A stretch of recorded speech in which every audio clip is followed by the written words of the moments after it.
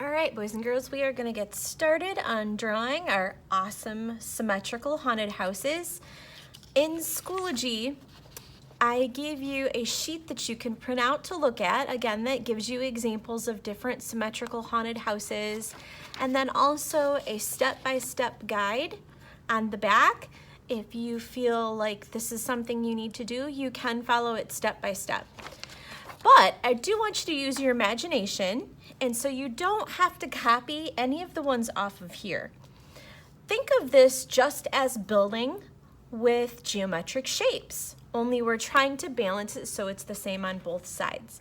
So I'm going to start mine with a long, narrow rectangle shape in the middle, like this. And I'm sketching really, really lightly because I'm going to change that shape in just a minute, and I'll show you why. And then oftentimes haunted houses will have different sections to them because they're older houses, usually Victorian houses.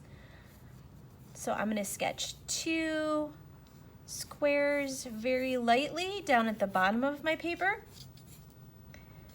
And then I'm going to put a trapezoid at the top. And a trapezoid has a long bottom to it, a short line at the top, and 2 curved lines. Now, this is just a basic shape to start a haunted house with. In order to make this look really creative, we're gonna curve our lines a little bit, so they're not gonna be straight up and down. So now I'm gonna get a little fun and curve my lines almost as if my house is tipping. And this is why I'm pushing harder, so you can see what it looks like. And this is how to make a cartoon style house, is by curving your lines a little bit.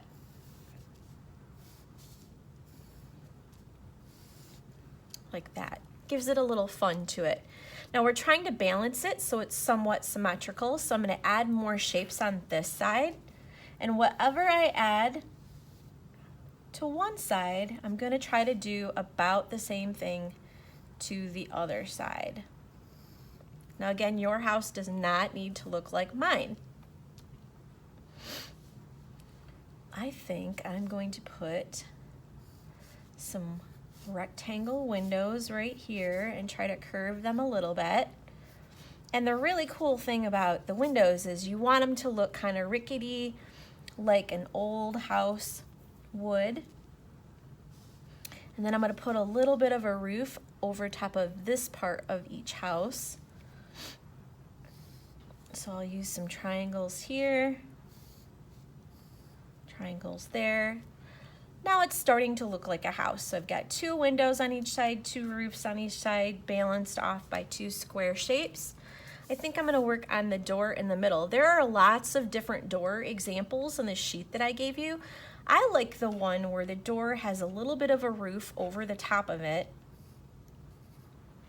that kind of goes like this.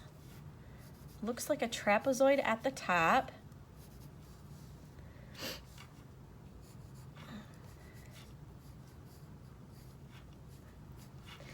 And then it comes down and there is an archway and 2 doors in the middle.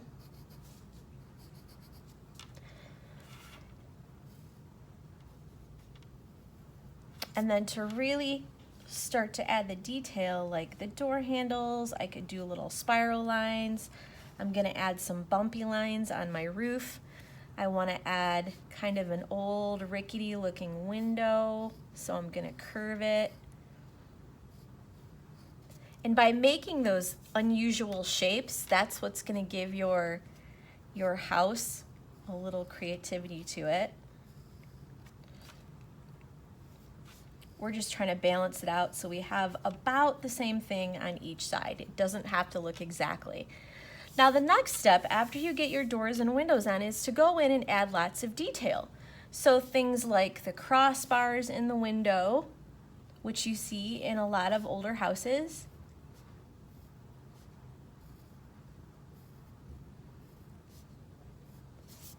Or shutters, that's another thing you see on a lot of older houses. And all of those details are really going to help make it look really unique and special. Another thing that kids like to add to make it look more antique or old is at the top they have these almost like little gates. It's ironwork made out of metal that a lot of the older fancy houses had. You might have seen this if you've ever been downtown Northville. And so that, even just adding that, gives it that kind of older haunted look. And then on the roof, usually the roofs have some type of texture or line pattern to them. You can do bumpy line, you can do crisscross lines, any type of lines to add that detail.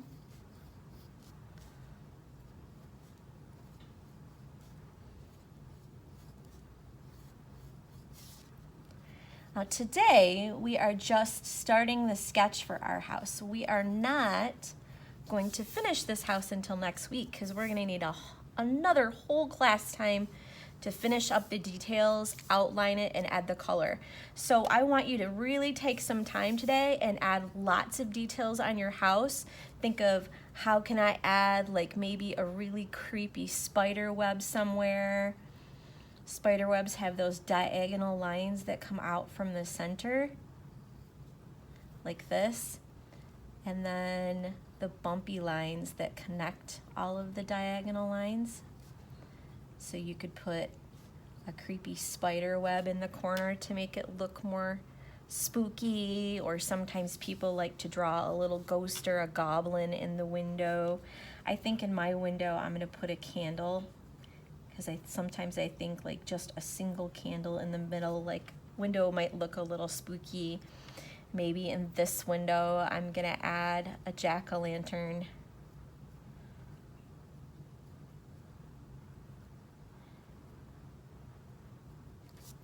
Over here, add my window frames.